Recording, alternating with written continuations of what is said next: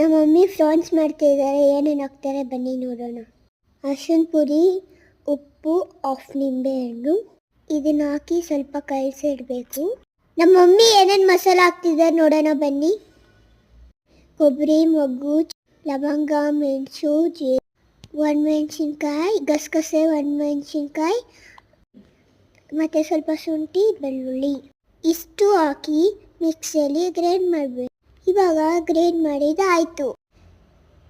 ಒಂದು ಬಾಣಲಿಯಲ್ಲಿ ಸ್ವಲ್ಪ ಎಣ್ಣೆ ಹಾಕಬೇಕು. ಆಮೇಲೆ ಒಂದು ಸ್ಪೂನ್ ತುಪ್ಪ ಹಾಕೊಳ್ಳಿ. ಆವಾಗ ಕಲಸಿಟ್ಟಿರೋ ಫ್ರಾನ್ಸ್ ಕಾದಿರೋ ಎಣ್ಣೆಯಲ್ಲಿ ಹಾಕಬೇಕು. ಹಾಕಾದ್ಮೇಲೆ ಸ್ವಲ್ಪ ಹೊತ್ತು ಫ್ರೈ ಮಾಡಿ.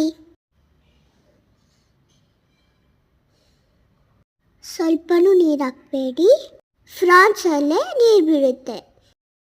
ರುಬ್ಬಿಟ್ಕೊಂಡಿರೋ ಮಸಾಲೆನ ಅದರೊಳಗಡೆ ಹಾಕಿ, ಮಸಾಲೆ ಎಲ್ಲ ಹಾಕಿ ನೀಟಾಗಿ ಮಿಕ್ಸ್ ಮಾಡಿ.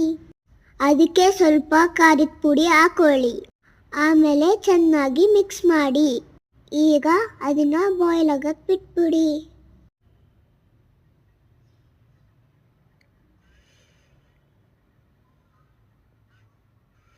ಬನ್ನಿ ಇವಾಗ ನೋಡೋಣ.